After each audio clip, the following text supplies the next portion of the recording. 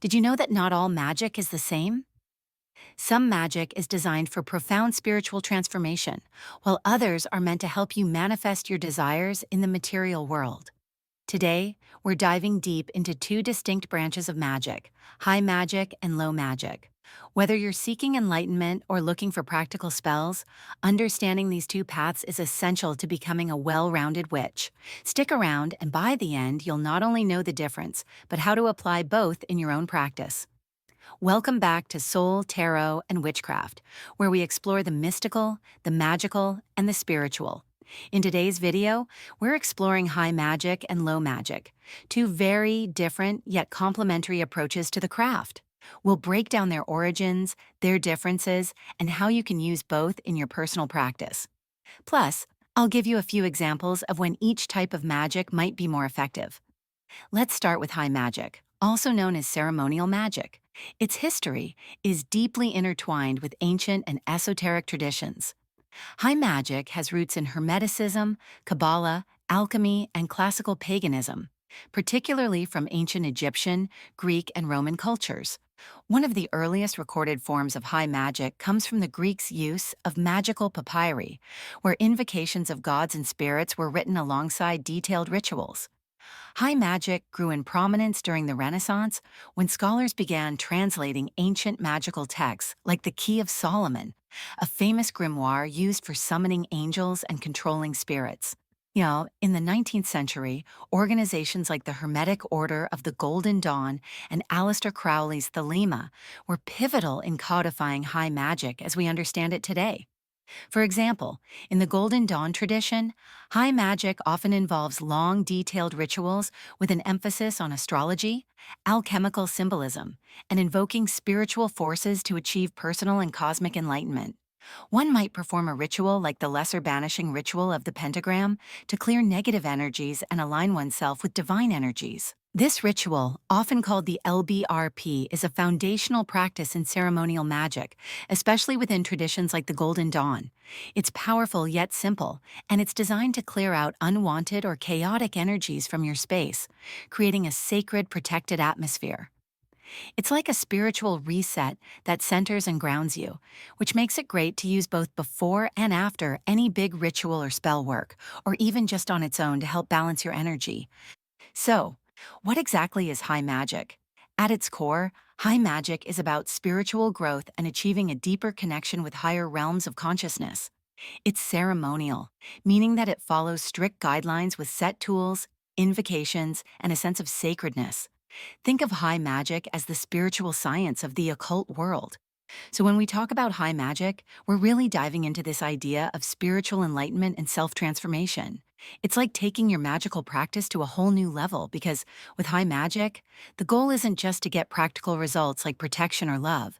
It's more about aligning yourself with these powerful, divine forces, things that might feel bigger and more universal. Now, high magic tends to be pretty complex. This isn't the type of magic you just throw together on a whim.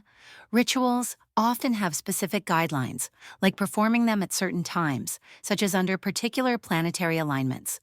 The tools you use are also a big part of it.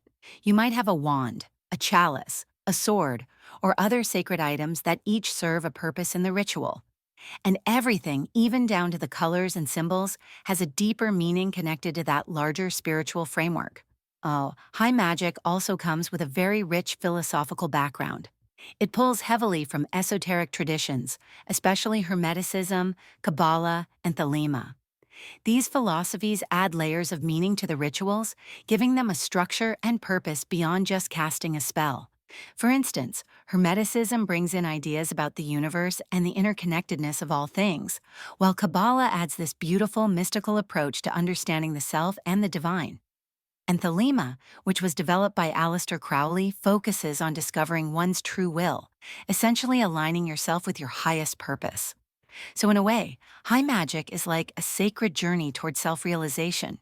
It's about tuning into the divine energy that's always there and using it to transform yourself from within. It's complex, yeah, but if you're looking for a magical practice that goes deep, that's designed for spiritual growth, high magic might be your thing. High magic is perfect for rituals that require a deep connection to the divine, or when you're looking to transform yourself spiritually.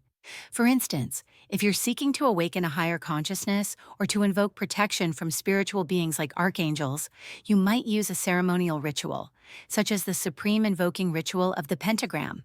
Now let's turn to low magic, also called folk magic. Unlike high magic, low magic is deeply rooted in the everyday lives of people, with traditions passed down through generations.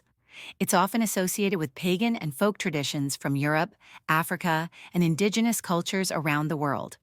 Low magic has been practiced by common folk for centuries, using simple yet effective methods to bring about real-world changes. Low magic was often the practice of rural communities, where witches and healers used herbs, talismans, and simple incantations to heal the sick, protect crops, or attract love. In medieval Europe, low magic was sometimes labeled as witchcraft by the church, leading to persecution during the witch hunts of the 15th to 17th centuries. However, it survived through secret oral traditions. So low magic is a lot more down to earth compared to high magic. It's practical, grounded, and really focused on everyday needs. Think protection, healing, love, prosperity, all the things that help us feel more supported in our daily lives. The beauty of low magic is that it doesn't require any elaborate ceremonies or complex tools. You don't need to memorize long invocations or worry about timing rituals to specific planetary hours. Instead, low magic is all about using what's naturally around us. Herbs, stones, candles. These are the staples of low magic, and they're easy to access and work with. Each of these items has its own natural power and energy that we can tap into. So, if you're doing a spell for protection, for example, you might grab some rosemary or black tourmaline, which naturally have protective qualities. This type of magic has roots in folk traditions, so it feels accessible and adaptable. It's the kind of magic you can do anytime without a lot of prep. Low magic is really about connecting with nature and working with what you have on hand to bring a little more intention and energy into your life. All right, so to really get a feel for how high magic and low magic differ, let's break it down. First, let's look at the goal of each. With high magic, the aim is spiritual enlightenment and connecting with divine beings or higher forces. It's very much about exploring the universe, aligning with cosmic energies, and tapping into something much bigger than ourselves. Low magic, on the other hand, is all about practical results. It's here for the day-to-day stuff, whether it's protection, love, or prosperity. Low magic focuses on making a difference in the here and now. Now, there's also a difference in the structure of rituals. High magic rituals tend to be complex, sometimes even intricate. They might involve specific planetary hours, elaborate invocations, and carefully planned steps to connect with those higher energies. Low magic, though, is usually simpler and more straightforward. You're likely working with nature-based ingredients like herbs, stones, or candles, and the rituals can be as uncomplicated as lighting a candle with intention or carrying a protective crystal. Then we have the tools. High magic often calls for specific symbolic items like wands, swords, pentacles, or ritual robes, each one representing different elements or forces. In low magic, the tools are things you'd find in everyday life. Candles, crystals, herbs, and maybe a personal charm. These are things that don't require as much preparation, but are still packed with energy and intention.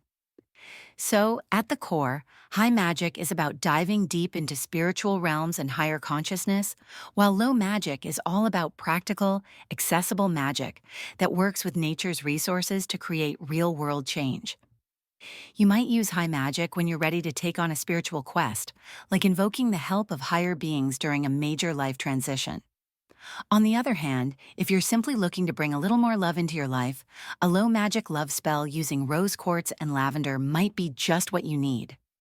One of the best things about magic is that you don't have to choose between high and low magic. They can actually work together beautifully. Many witches and magicians combine both approaches in their practice, using low magic for grounding or setting intentions, and then turning to high magic when they want to connect with higher realms or boost their spell's energy. Combining them can create a powerful balance, helping you stay rooted while also accessing spiritual energy. Confidence and protection for a big interview. Let's say you're getting ready for a big job interview and you want to walk in feeling confident and protected. You might start with a simple low magic spell by lighting a candle you've dressed with confidence oil, focusing on the intention of being calm, collected, and persuasive. You could even carry a small charm or stone like carnelian or tiger's eye, known for boosting confidence and courage. Then, as a layer of high magic, you could perform a ceremonial ritual under the influence of Mars, the planet linked with courage and assertiveness. By calling upon Mars, you're aligning your energy with a higher force that symbolizes bravery and strength, giving you that extra boost of power and clarity. Abundance spell with high and low magic. Or let's say you want to attract financial abundance. For low magic, you might start by creating a money jar with items like basil, cinnamon, and a green candle, each symbolizing prosperity. You could place this jar on your altar and meditate with it daily, visualizing wealth flowing into your life. Then, if you want to deepen that spell, you could perform a high magic ritual using planetary timing. Jupiter, associated with growth, expansion, and abundance, is ideal here. By invoking Jupiter's energy, you're not just wishing for abundance. You're calling on a cosmic power to amplify and support your intentions. Deep healing with both magic forms. Combining high and low magic can also be incredibly effective for deep healing work. Suppose you're working on healing past trauma or emotional wounds. In low magic, you might create a soothing herbal blend with lavender, rosy, and chamomile to burn or keep near you to foster emotional calm. You could also use a crystal like amethyst or rose quartz to bring in gentle healing energy. For high magic, you might perform a ceremonial ritual invoking Archangel Raphael, the Archangel of Healing, or working with the energies of the moon, known for supporting inner reflection and release. This layered approach provides both immediate comfort through low magic and a powerful spiritual intervention through high magic, combining for personal transformation. Another way to blend both forms is during major life transitions, like moving to a new city or beginning a new career path. Low magic could involve creating a protection sachet with herbs like sage, rosemary, and bay leaves to carry with you, helping you feel grounded and safe. Then you could perform a high magic ritual to connect with a deity or spirit guide who resonates with your intentions for this new chapter. For example, invoking Hecate, the goddess of crossroads and transitions, could offer guidance and protection as you step into the unknown. So, as you can see, there are endless ways to combine high and low magic. It's all about understanding what each approach brings to the table and choosing the right combination for your needs.